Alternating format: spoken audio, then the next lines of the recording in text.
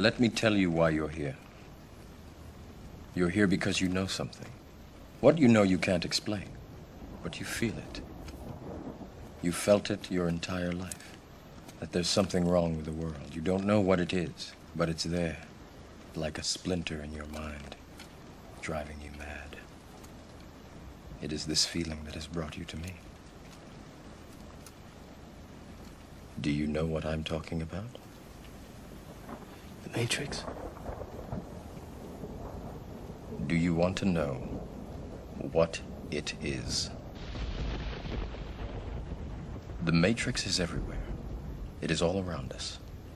Even now, in this very room. You can see it when you look out your window or when you turn on your television. You can feel it when you go to work, when you go to church, when you pay your taxes. It is the world that has been pulled over your eyes to blind you from the truth. What truth? That you are a slave, Neo. Like everyone else, you were born into bondage, born into a prison that you cannot smell or taste or touch. A prison for your mind.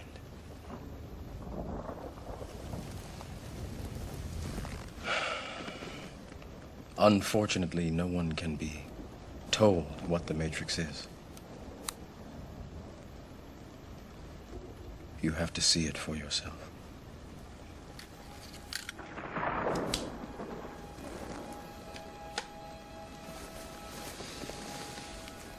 This is your last chance. After this, there is no turning back. You take the blue pill, the story ends. You wake up in your bed and believe whatever you want to believe. You take the red pill, you stay in Wonderland, and I show you how deep the rabbit hole goes.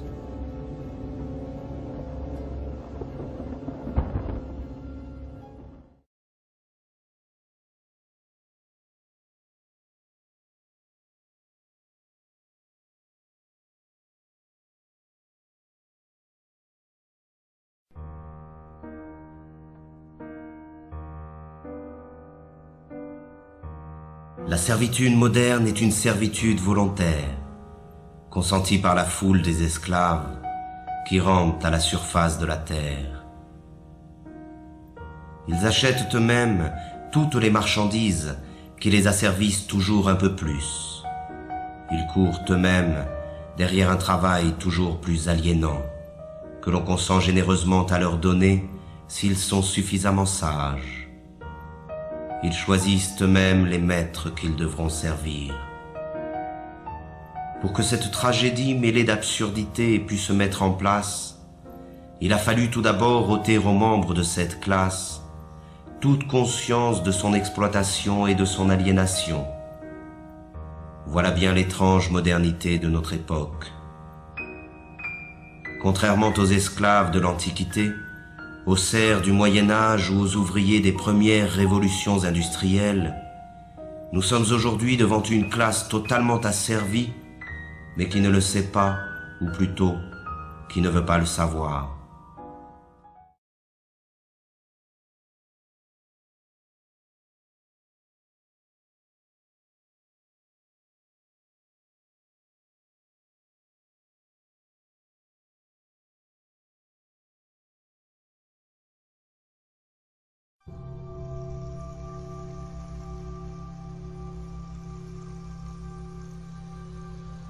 À mesure qu'ils construisent leur monde par la force de leur travail aliéné, le décor de ce monde devient la prison dans laquelle il leur faudra vivre.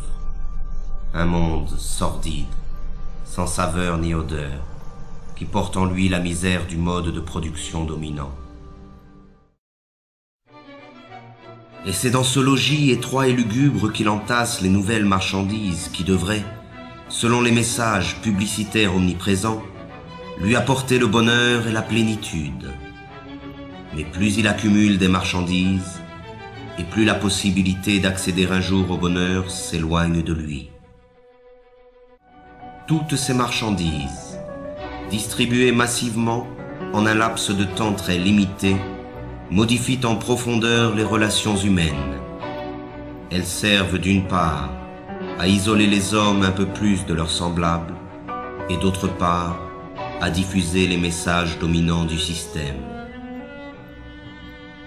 Les choses qu'on possède finissent par nous posséder.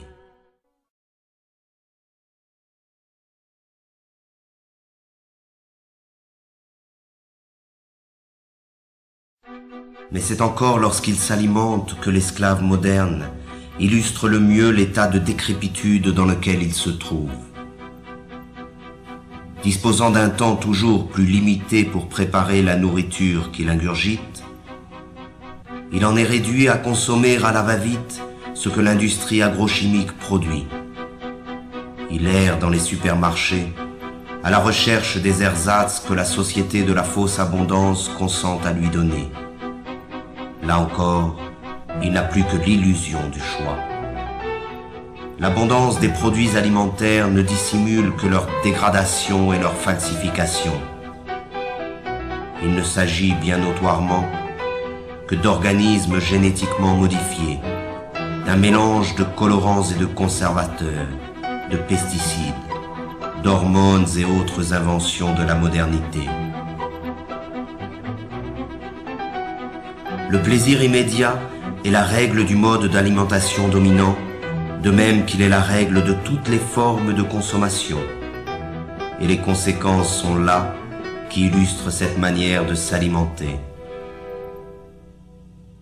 Mais c'est face au dénuement du plus grand nombre que l'homme occidental se réjouit de sa position et de sa consommation frénétique. Pourtant, la misère est partout où règne la société totalitaire marchande. Le manque est le revers de la médaille de la fausse abondance. Et dans un système qui érige l'inégalité comme critère de progrès, même si la production agrochimique est suffisante pour nourrir la totalité de la population mondiale, la faim ne devra jamais disparaître.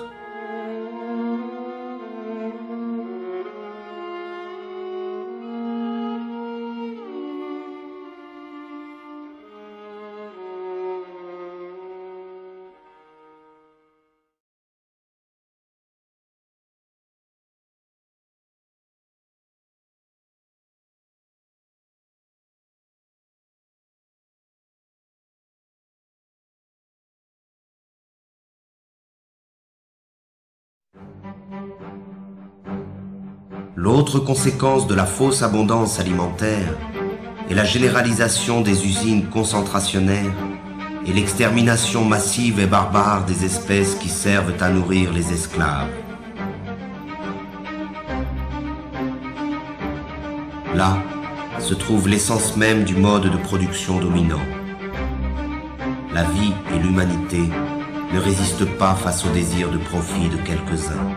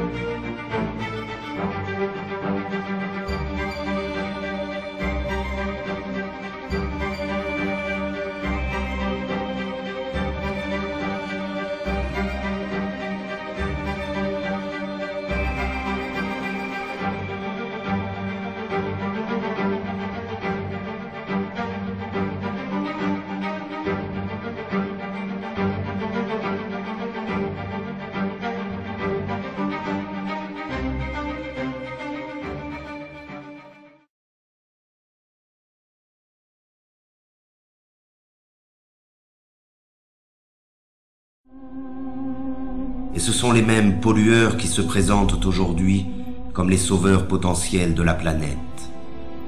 Ces imbéciles du show business subventionnés par les firmes multinationales essaient de nous convaincre qu'un simple changement de nos habitudes de vie suffirait à sauver la planète du désastre. Et pendant qu'ils nous culpabilisent, ils continuent à polluer sans cesse notre environnement et notre esprit.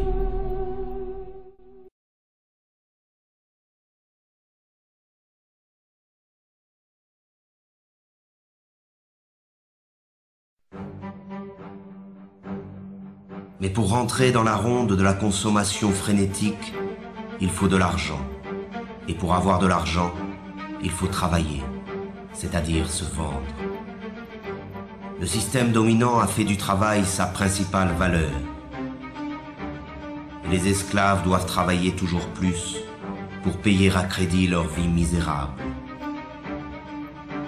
Ils s'épuisent dans le travail, perdent la plus grande part de leur force vitale et subissent les pires humiliations. Ils passent toute leur vie à une activité fatigante et ennuyeuse pour le profit de quelques-uns. L'invention du chômage moderne est là pour les effrayer et les faire remercier sans cesse le pouvoir de se montrer généreux avec eux. Que pourraient-ils bien faire sans cette torture qu'est le travail ? Et ce sont ces activités aliénantes que l'on présente comme une libération. Quelle déchéance et quelle misère!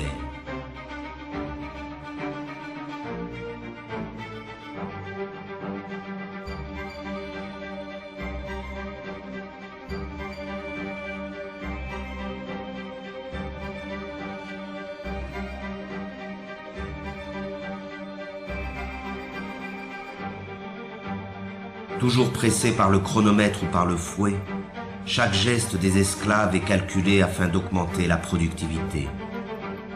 L'organisation scientifique du travail constitue l'essence même de la dépossession des travailleurs, à la fois du fruit de leur travail, mais aussi du temps qu'ils passent à la production automatique des marchandises ou des services. Le rôle du travailleur se confond avec celui d'une machine dans les usines, avec celui d'un ordinateur dans les bureaux. Le temps perdu ne revient plus. Ainsi, chaque travailleur est assigné à une tâche répétitive, qu'elle soit intellectuelle ou physique. Il est spécialiste dans son domaine de production. Cette spécialisation se retrouve à l'échelle de la planète dans le cadre de la division internationale du travail. On conçoit en Occident, on produit en Asie et l'on meurt en Afrique.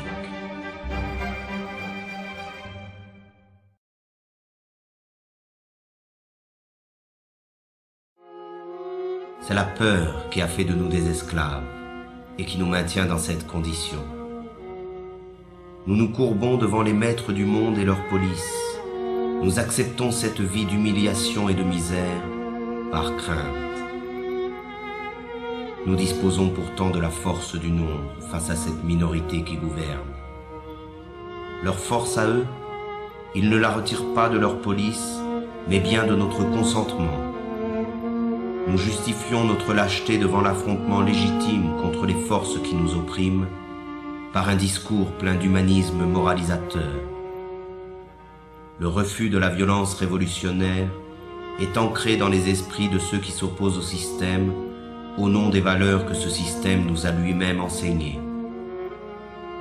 Mais le pouvoir, lui, n'hésite jamais à utiliser la violence quand il s'agit de conserver son hégémonie.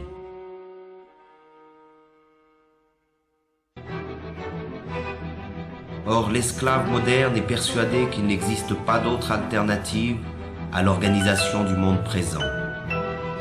Il s'est résigné à cette vie car il pense qu'il ne peut y en avoir d'autre.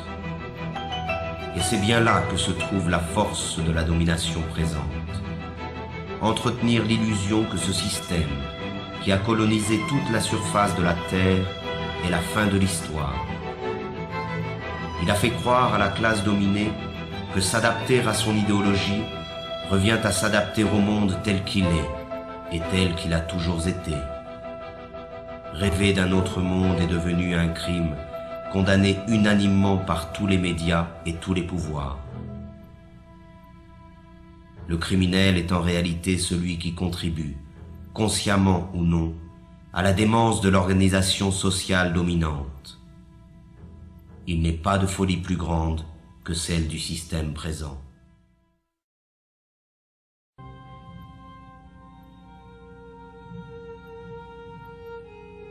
On mime à travers le sport médiatique les succès et les échecs, les forces et les victoires que les esclaves modernes ont cessé de vivre dans leur propre quotidien.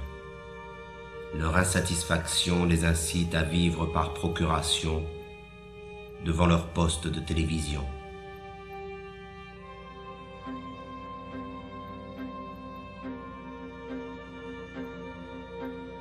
Tandis que les empereurs de la Rome antique achetaient la soumission du peuple avec du pain et les jeux du cirque, aujourd'hui c'est avec les divertissements et la consommation du vide que l'on achète le silence des esclaves.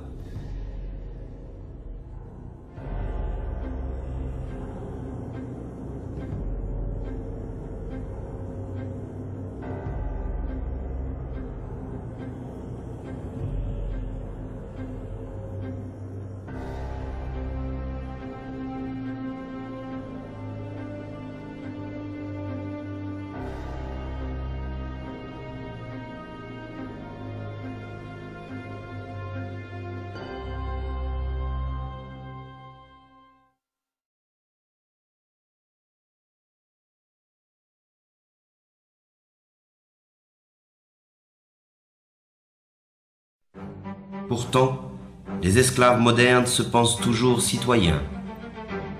Ils croient voter et décider librement qui doit conduire leurs affaires, comme s'ils avaient encore le choix. Ils n'en ont conservé que l'illusion.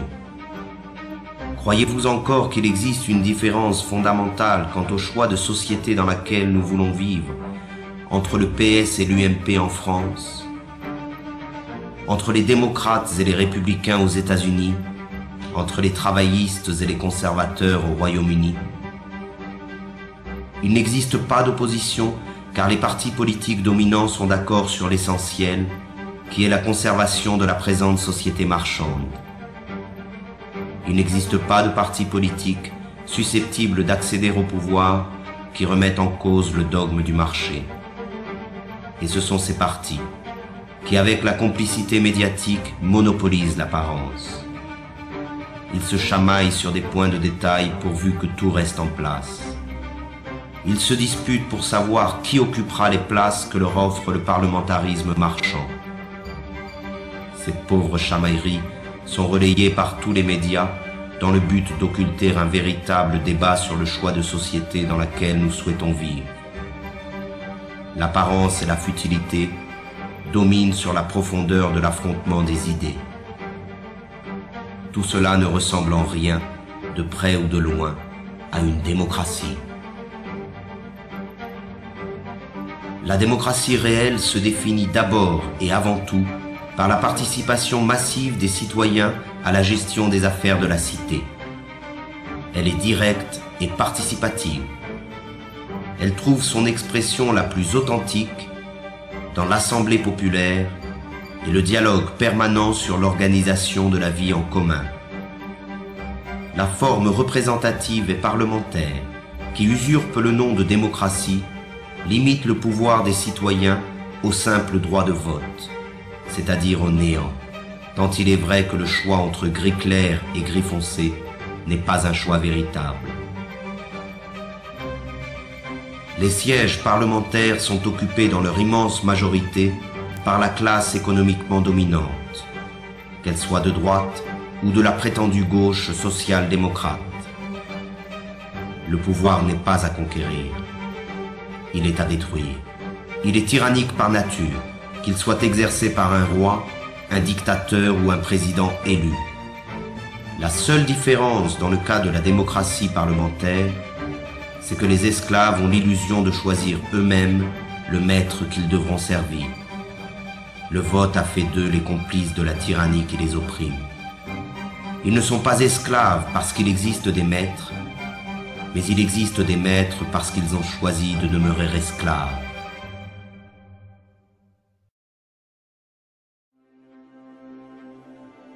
Ces pauvres hommes se divertissent, mais ce divertissement n'est là que pour faire diversion face au véritable mal qui les accable. Ils ont laissé faire de leur vie n'importe quoi, et ils feignent d'en être fiers. Ils essaient de montrer leur satisfaction, mais personne n'est dupe. Ils n'arrivent même plus à se tromper eux-mêmes lorsqu'ils se retrouvent face au reflet glacé du miroir.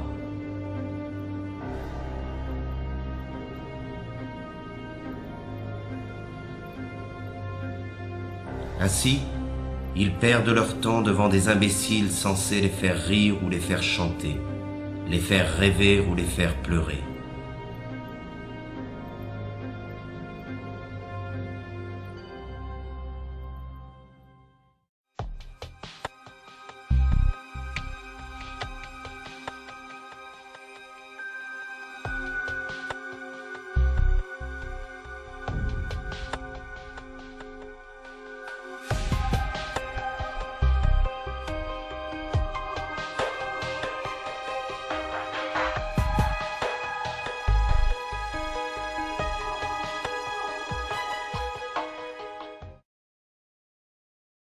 Because less than 3% of you people read books. Because less than 15% of you read newspapers. Because the only truth you know is what you get over this tube. Right now, there is an entire generation that never knew anything that didn't come out of this tube. This tube is the gospel, the ultimate revelation.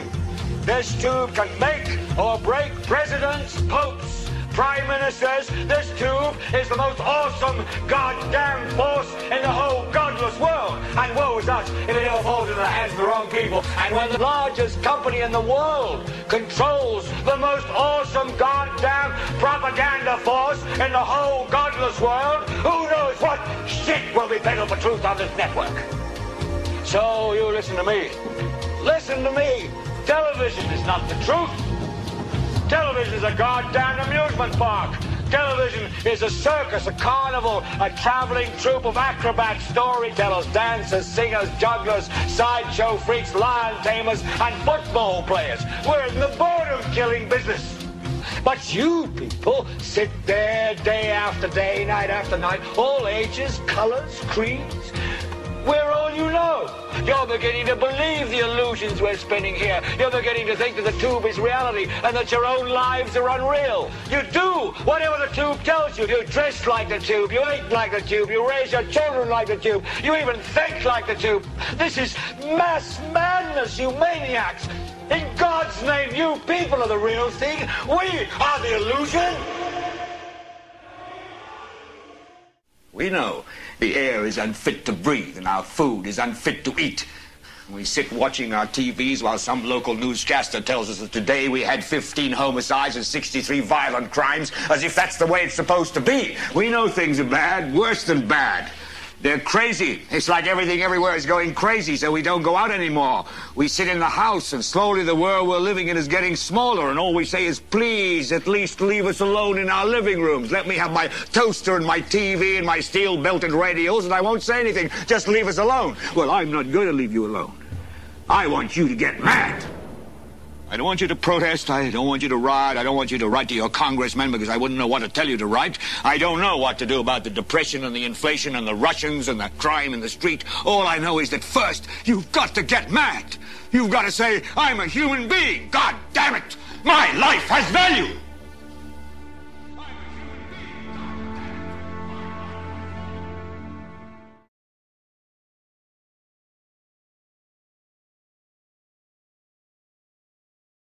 So we have this crazy world, and it gets crazier.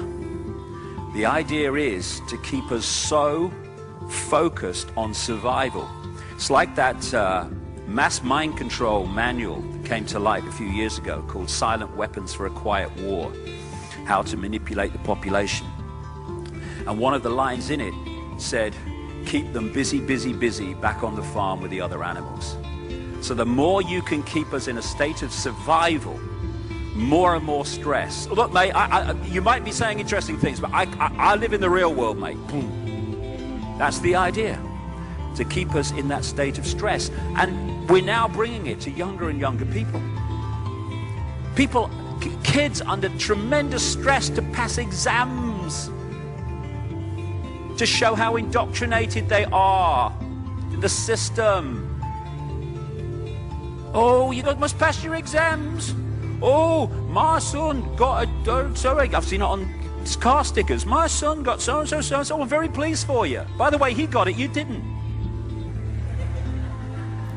This parental glory-seeking. Oh, God, you've got to pass your exams. You're going to be a banker. Your mum wants you to be a banker. Pressure, pressure, pressure. Whatever happened to life? How do you spell happy, teacher? What's all that about? Did we ever talk about that? Are you happy? Are you fulfilled? You know, people, we have these measurements of success that are sold to us that we take on, and they're all about more and more and more. How many more people are this? How many more people are that? How many more people are this? How many more people have passed degrees? How many more people have got a mortgage? How many more people? And yet it's the other way. It tells the real story. How few people are unfulfilled. How few people are under stress. How few people are ill. How few people are homeless. How few people are terrified of the future. These are the measurements of a success of society, surely, not more and more and more. You know, we have an economic system which I call take, make and throw away, where the whole thing of success is called economic growth, is how fast you can take from the earth, turn it into things, sell more things, throw away more things and start again. The faster you do that, the more successful you are. And we call it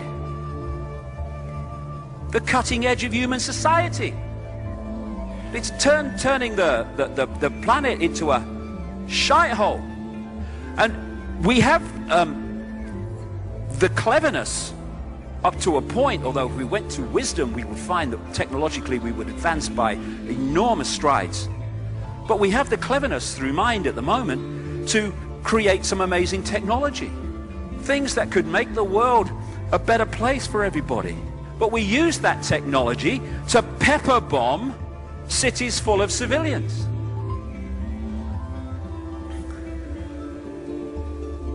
We are now such at the cutting edge of human evolution that we can kill more people than ever before. And we do. We're in a world where it seems okay for children to sign their names on bombs that then drop and kill other children. Like I say, we think the world is sane. Well, people in this room don't, but so many people do, when it is utterly insane. And what keeps people from understanding this? The constant hypnotic trance that we put in. You are feeling sleepy. Tick-tock, tick-tock. You don't want to know about pepper bombing cities? Watch this. Shut up. Quick, honey. She's going for the car. Whoa.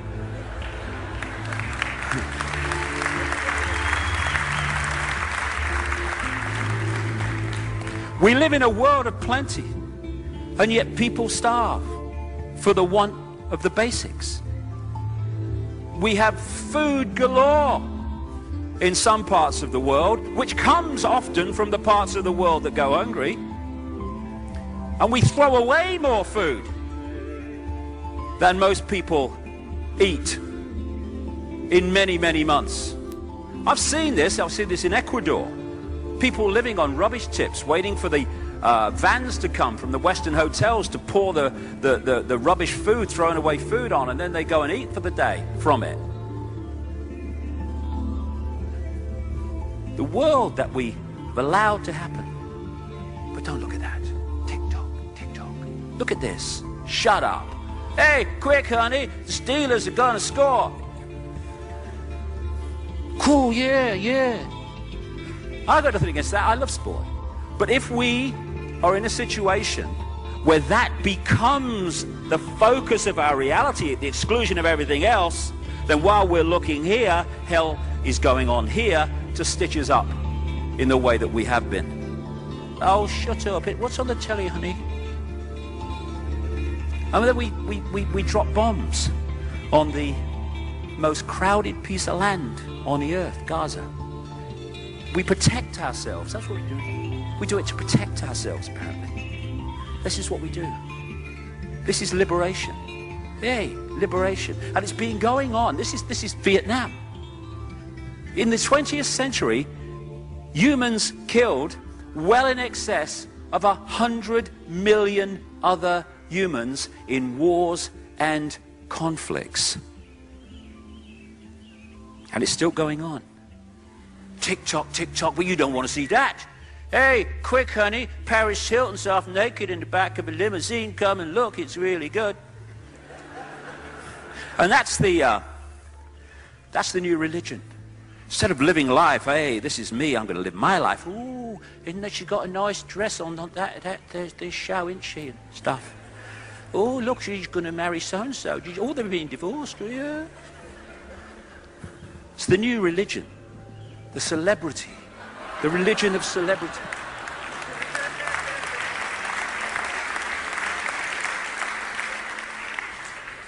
I'm just in the supermarket. Oh, yeah, I'm getting some beans. They're up there.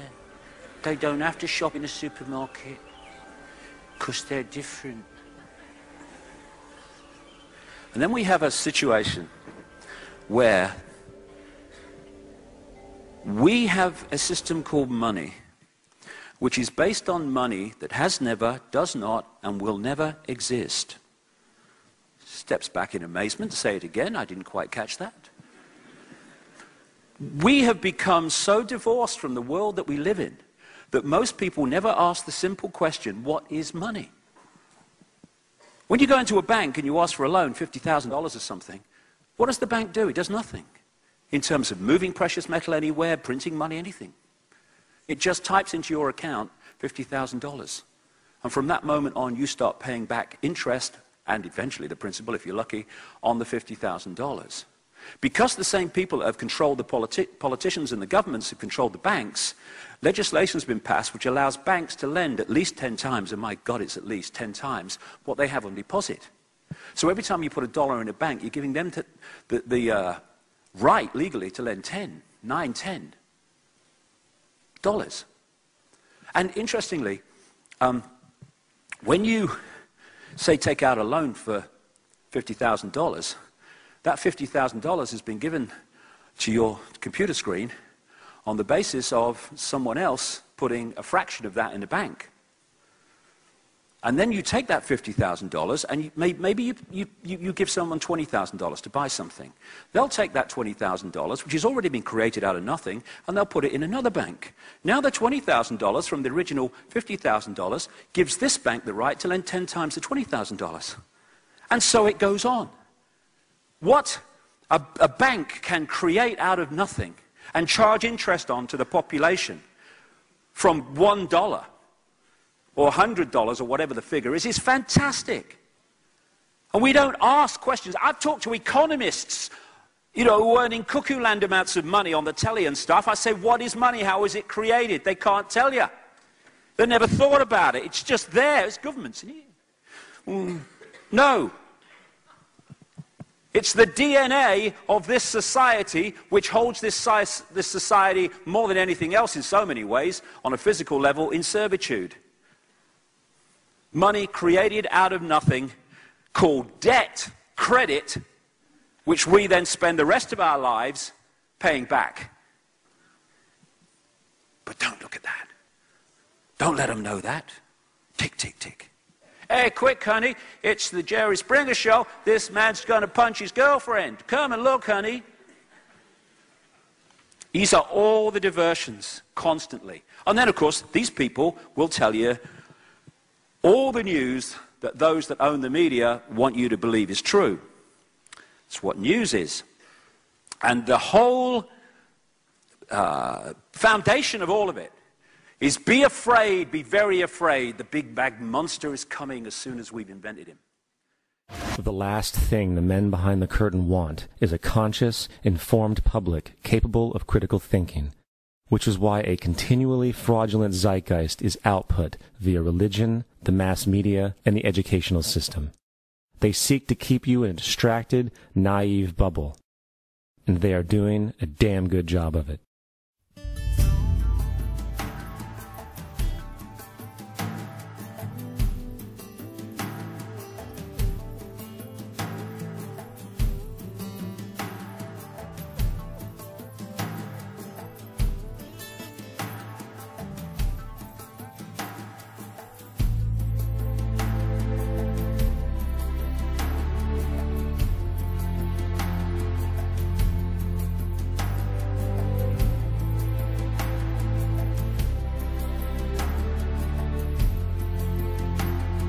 more you begin to investigate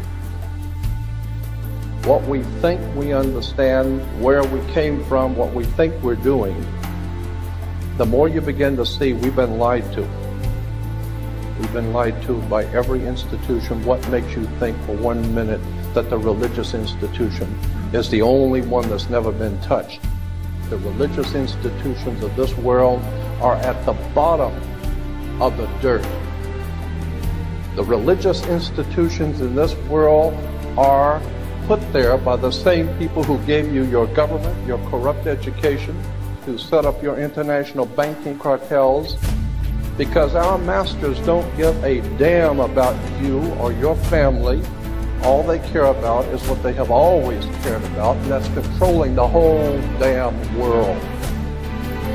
We have been misled away from the true and divine presence in the universe that men have called God. I don't know what God is, but I know what He isn't. And unless and until you are prepared to look at the whole truth, wherever it may go, whoever it may lead to, if you want to look the other way, or if you want to play favorites, then somewhere along the line you're going to find out you're messing with divine justice. The more you educate yourself, the more you understand where things come from, the more obvious things become, and you begin to see lies everywhere. You have to know the truth and seek the truth, and the truth will set you free. We don't want to be unkind, but we want to be factual. We don't want to cause hurt feelings, but we want to be academically correct in what we understand and know to be true. Christianity just is not based on truth. We find that Christianity was in fact nothing more than a Roman story developed politically.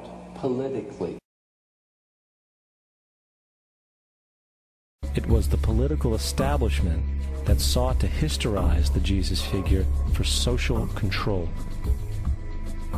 By 325 AD in Rome, Emperor Constantine convened the Council of Nicaea.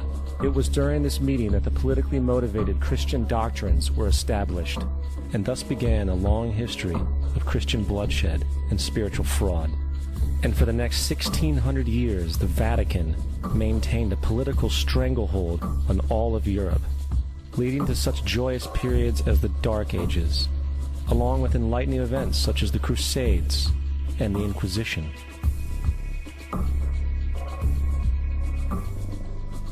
Christianity, along with all other theistic belief systems, is the fraud of the age. It serves to detach the species from the natural world, and likewise each other. It supports blind submission to authority. It reduces human responsibility to the effect that God controls everything, and in turn awful crimes can be justified in the name of a divine pursuit. And most importantly, it empowers those who know the truth, but use the myth to manipulate and control societies. The religious myth is the most powerful device ever created and serves as the psychological soil upon which other myths can flourish.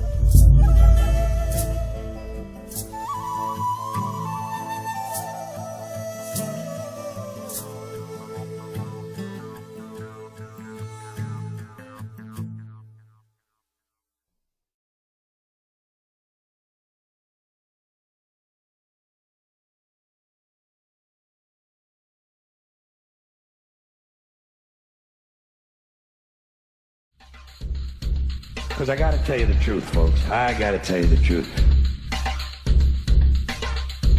When it comes to bullshit, big time, major league bullshit, you have to stand in awe of the all-time champion of false promises and exaggerated claims, religion.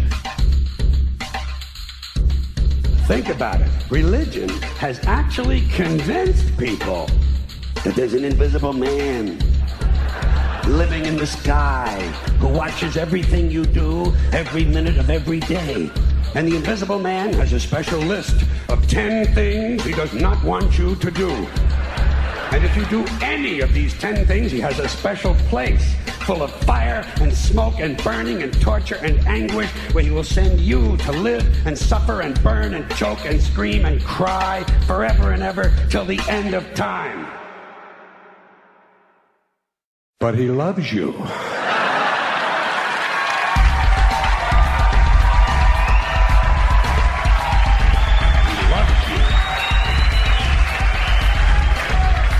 He loves you and he needs money.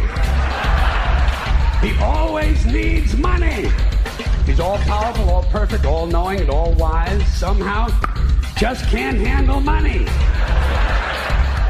Religion takes in billions of dollars. They pay no taxes, and they always need a little more. Now, you talk about a good bullshit story. Holy shit.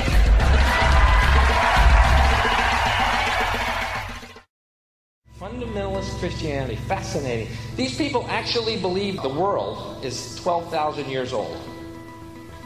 Swear to God.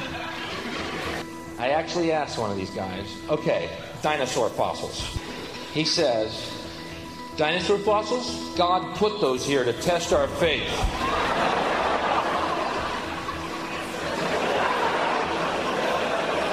I think God put you here to test my faith, dude.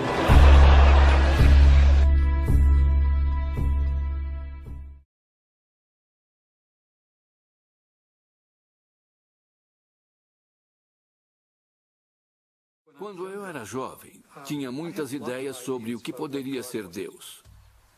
E agora eu percebo que não estou consciente o bastante para entender para valer o que significa aquele conceito. Que sou uno com o grande ser que me fez e me trouxe aqui e formou as galáxias e os universos, etc. Como é que isso foi tirado da religião? Não era difícil.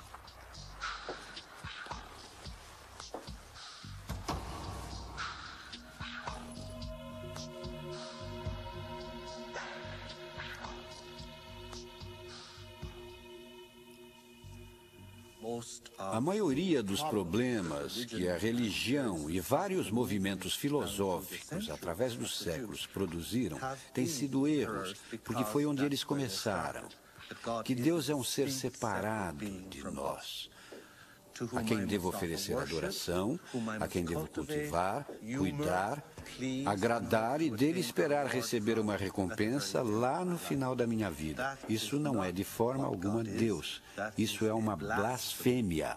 Eu acho que Deus é algo tão amplo, uma parte, ou melhor, a maioria do que está associado com a religião organizada é algo que me incomoda, é algo que acho que fez muito mal ao mundo, fez mal às mulheres, fez mal aos povos oprimidos, fez mal...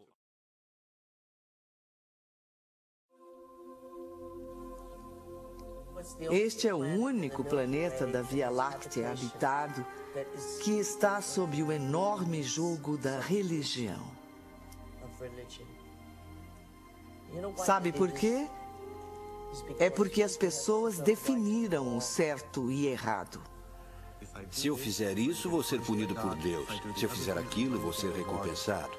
Essa é uma descrição muito pobre, que tenta mapear um caminho para seguirmos na vida, mas com resultados deploráveis, porque não existe essa coisa de bom ou ruim. Estamos julgando as coisas muito superficialmente dessa forma. Quer dizer que é a favor do pecado e da licenciosidade e depravação? Não.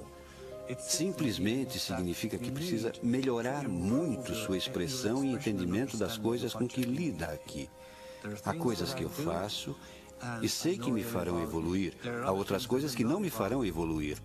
Mas não há bom ou ruim. Não há Deus esperando para punir você porque fez isso ou aquilo.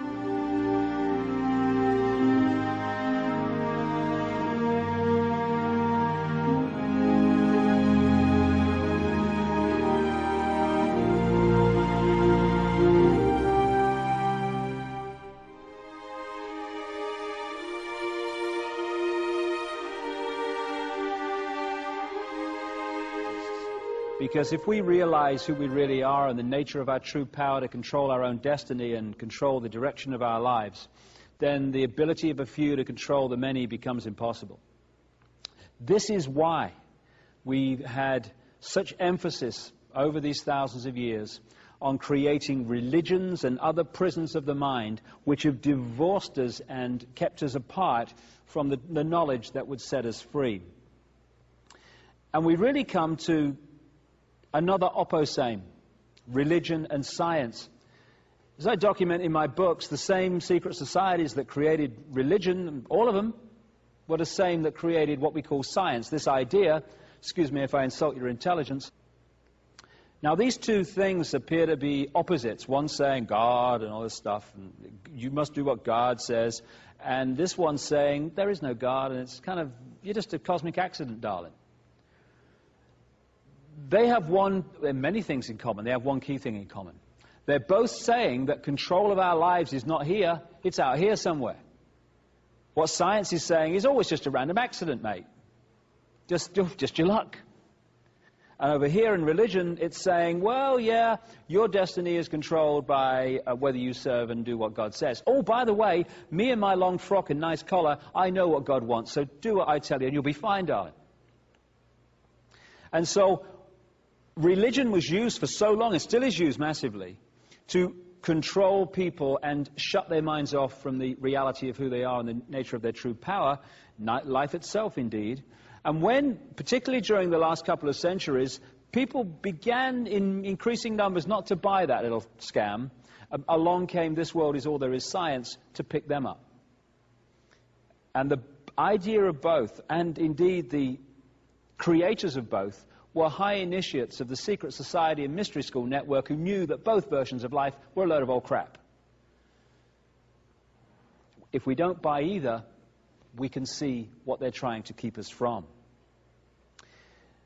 We are given the choice of being controlled by God or being basically a cosmic accident, okay? What we are not given the choice to see from early in our lives, unless we have enlightened parents, is that we are not a physical body and we are not just an entity that lives in a physical world. We are everything that exists.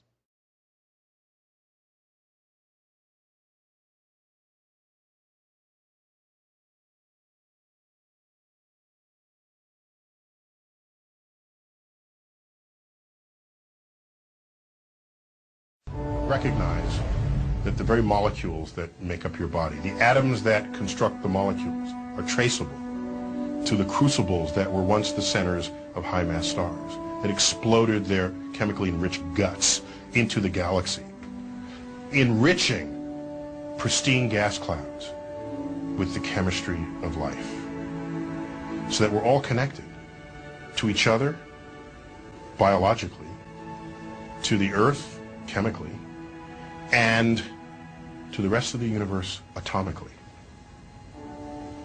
That's kind of cool. That makes me smile. And I actually feel quite large at the end of that. It's not that we are better than the universe, we're part of the universe. We're in the universe and the universe is in us.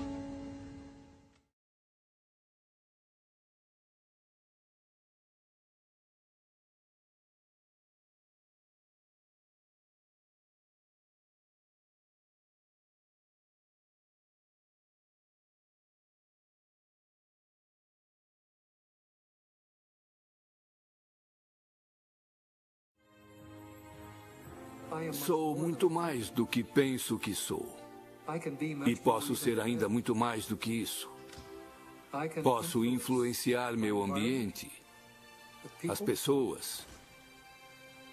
Posso influenciar o próprio espaço. Posso influenciar o futuro. Sou responsável por todas essas coisas. Conheça o desconhecido. Eu e o que me cerca não nos separamos. Somos parte de um. Estou conectado a tudo isso. Não estou só.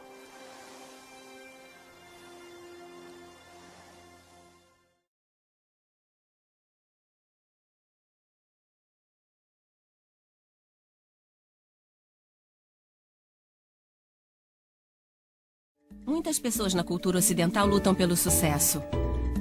Querem a casa, querem o grande negócio, todas essas coisas exteriores. Mas descobrimos em nossa pesquisa que ter essas coisas não necessariamente garante o que realmente queremos, que é felicidade. Então buscamos essas coisas exteriores, pensando que vão nos trazer felicidade, mas é o oposto. Você tem que buscar alegria interior, paz interior, a visão interior primeiro, e então todas as coisas exteriores aparecem. Quando você começa a entender e a dominar de verdade pensamentos e sentimentos, é quando você cria a própria realidade. É onde está a sua liberdade, é onde está seu poder. É quando você vê como pode se tornar criador deliberado da sua vida. E quando você é o criador deliberado da sua vida e usa essa lei da atração, vai ter uma vida que está além do que consegue imaginar nesse momento. Eu posso lhe dizer isto. Você não vai conseguir mudar nada fora de você, até que mude o que está dentro de você. E isso eu posso garantir. Você pode querer ter apenas pensamentos felizes. Mas enquanto não limpar o seu ser, até aprender a se amar, e você consegue isso pedindo desculpas às pessoas para quem deve pedir desculpas, mesmo achando que não precisa, enquanto não limpar isso tudo, nada será diferente do lado de fora para você. Você tem que ser diferente para conseguir isso. Tudo começa por você.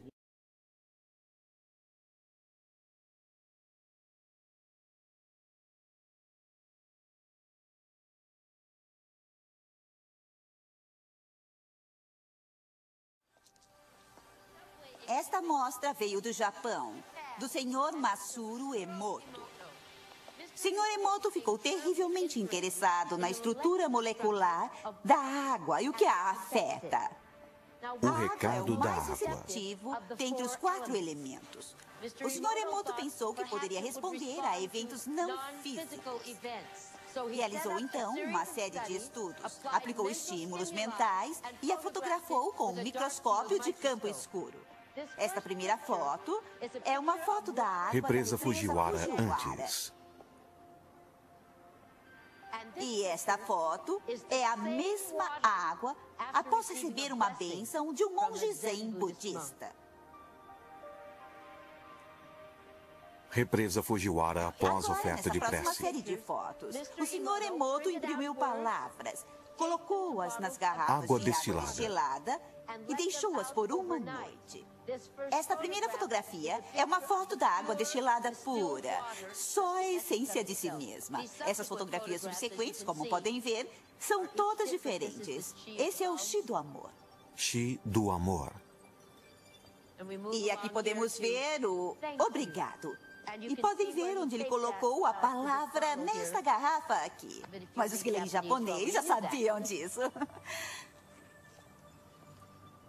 O senhor Emoto fala sobre o pensamento ou a intenção sendo Obrigado. a força motriz em tudo isto. A ciência de como isso realmente afeta as moléculas é desconhecida. Exceto Você para me a enoja, vou matar você. E é realmente fascinante se pensar que 90% de nossos corpos é formado de água.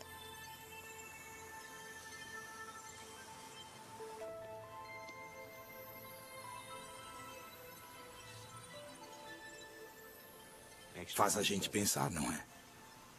Se pensamentos podem fazer isso à água, imagine o que nossos pensamentos podem fazer conosco. Well, almost universally, ancient texts and traditions have reminded us that we are connected. They've said that we are one, that we are part of our world, that we're part of one another, that we're part of the earth and the changes in the earth. And what I've found is, over the last 22 years, as I've traveled nearly every continent of the earth and spoken to people from so many different traditions and cultures, is that people really want to believe that. They want to believe, and they like to believe that we're truly connected, but they need a reason for that belief. In the last years of the 20th and now the first years of the early 21st century, science is now giving us that reason for our logical mind to make the connection, to see how we're related and how we influence the world, and how by honoring that connection through our hearts, we literally have the power to influence the very fields of this planet to sustain life in the world sustain the health and the healing and the well-being of our bodies, and it's all about the magnetic fields of the Earth. Where this really came into focus was around the events of September 11th, 2001. It was during that time that the United States has two satellites. They're called the GOES, G-O-E-S, Geosynchronous Environmental Satellites, I believe is what they're called. One positioned in the northern hemisphere, one positioned in the southern hemisphere. And the role of these satellites is to measure the magnetic fields of the Earth and send back readings every 30 minutes. And those readings normally fall within a certain range of data that scientists are relatively used to seeing. Well, it was in September of 2001 that scientists began to see some readings that were off the map, just off the scale compared to what they'd seen in the past. And they said, well, what's happening? What is it that could be influencing the magnetic fields of the entire planet to such a degree that we're seeing these big spikes that our satellites are sending back? We've never seen these before. They overlaid the data from the satellites onto a calendar of months and days, and lo and behold, what they found is that the spike was occurring precisely during the time of September 11th, 2001, and even more precisely that the first spike occurred 15 minutes after the first plane hit the first tower in the World Trade Center. Now, the reason this is so important to a scientist is because for 300 years, our science has been based on two false assumptions. The first false assumption is that everything is separate from everything else, that what happens in one place has no effect on what happens anywhere else, and if it looks like it does, it's only a coincidence. The second false assumption is that our inner experiences of thought, feeling, emotion, and belief have no effect on the world beyond our bodies.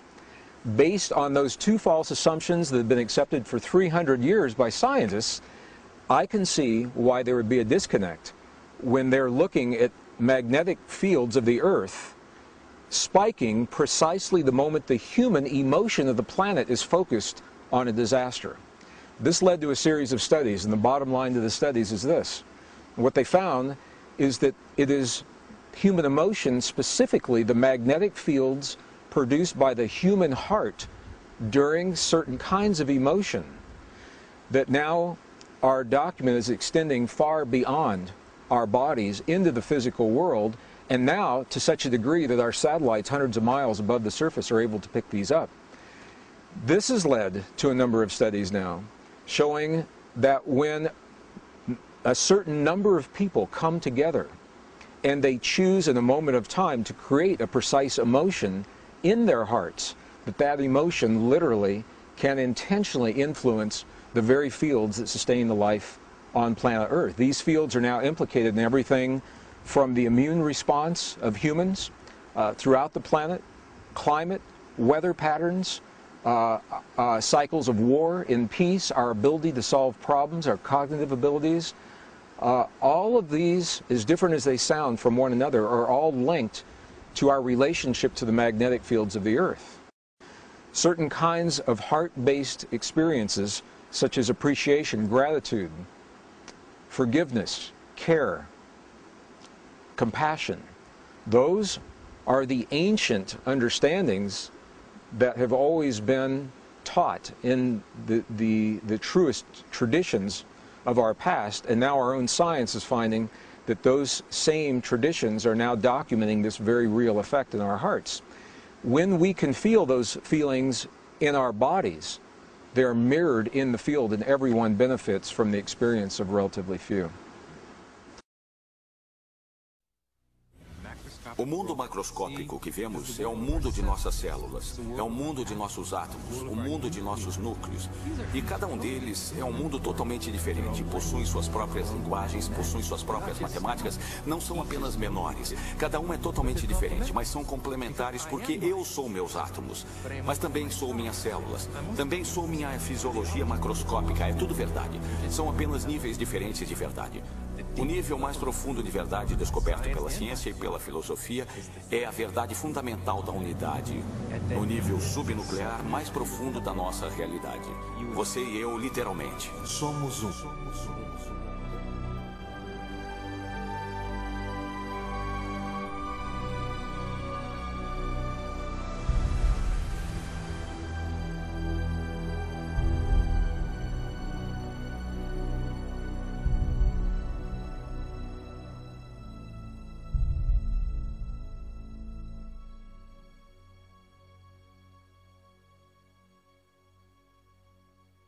For the social manipulation of society through the generation of fear and division has completely detached humans from their sense of power and reality, a process which has been going on for centuries if not millennia.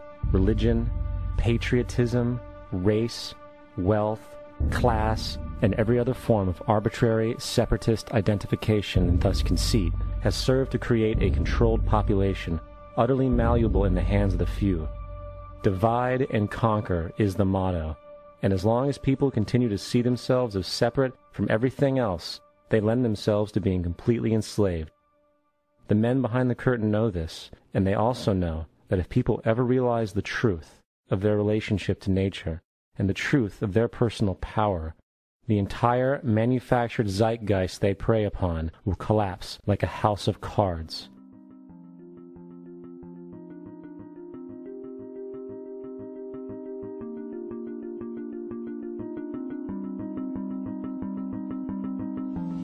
The whole system that we live in drills into us that we're powerless, that we're weak, that our society is evil, that it's crime-ridden, etc., and so forth.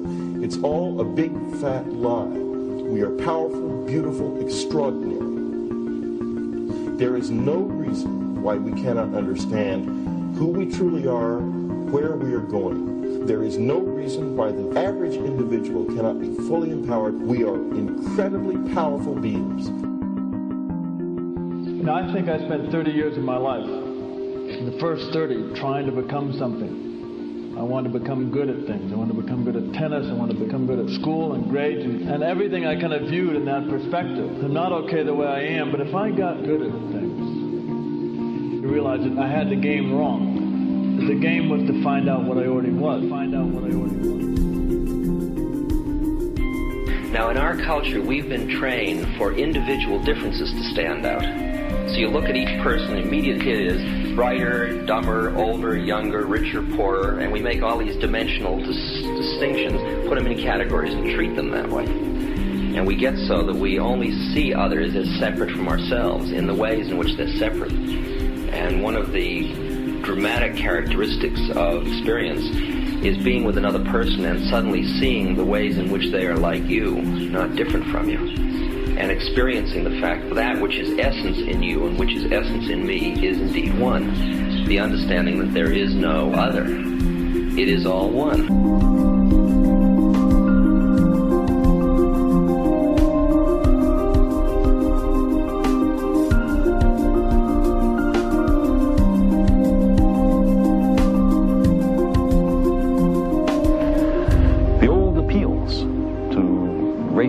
Sexual and religious chauvinism to rabid nationalist fervor are beginning not to work. A new consciousness is developing which sees the earth as a single organism and recognizes that an organism at war with itself is doomed.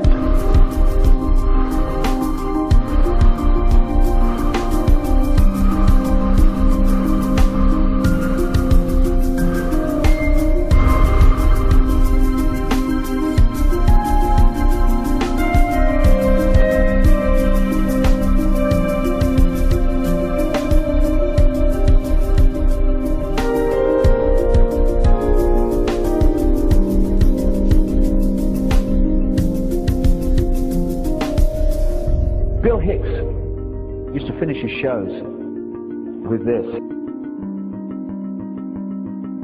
Life's like a ride in an amusement park. And when you go on it, you think it's real, because that's how powerful our minds are. And the ride goes up and down and round and round. It has thrills and chills, and it's very brightly colored. And it's very loud, and it's fun for a while.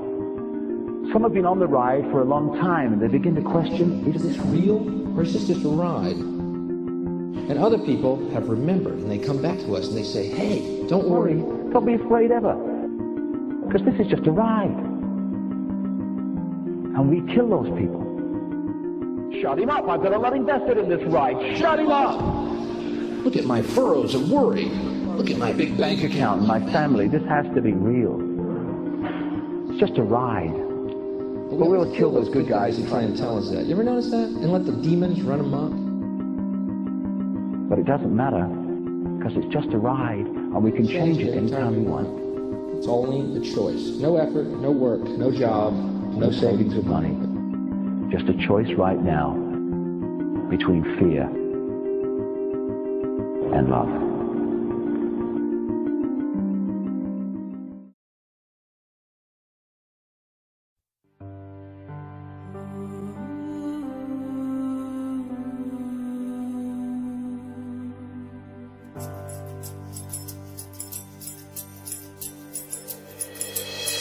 Baba yetu yetu liye mbinguni, yetu yetu amina. Baba yetu yetu liye kunjina lako litukuzwe. Baba yetu yetu liye mbinguni, yetu yetu amina. Baba yetu yetu liye kunjina lako litukuzwe.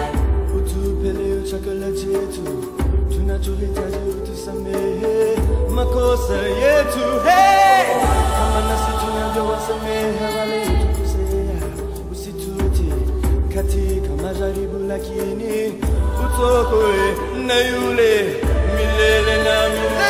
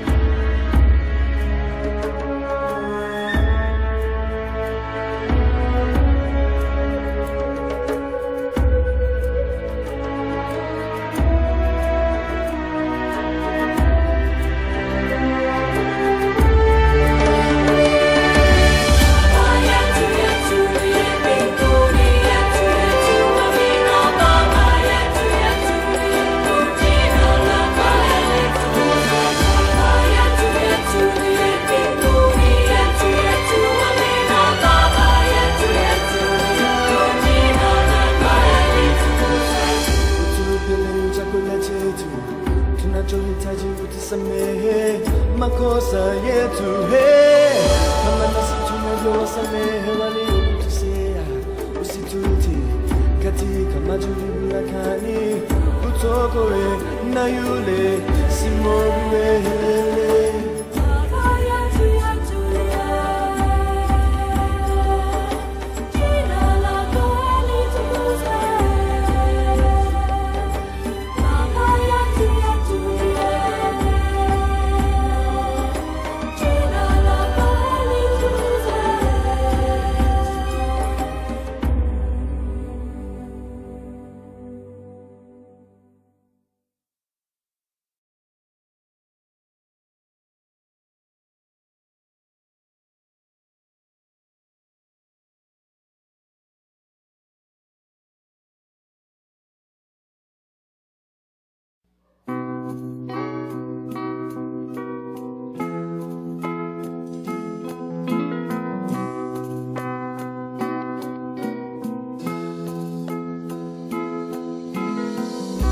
Imagine there's no heaven.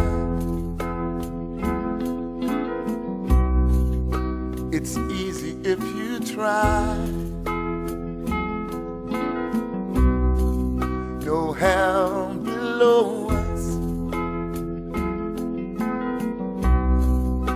above us only sky. Imagine all the people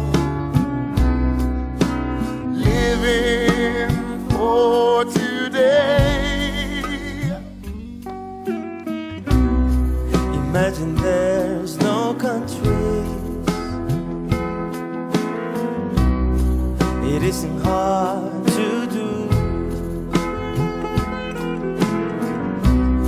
nothing to kill or die for, and no religion too. Imagine all the people living life in peace. You might say I'm a dreamer, but I'm not the only one. Hope someday you'll join us, and the world will live as one.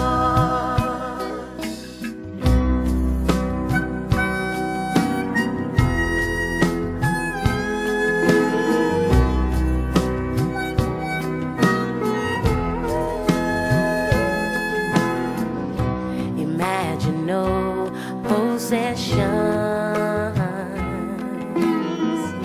I wonder if you can. No need for greed or hunger.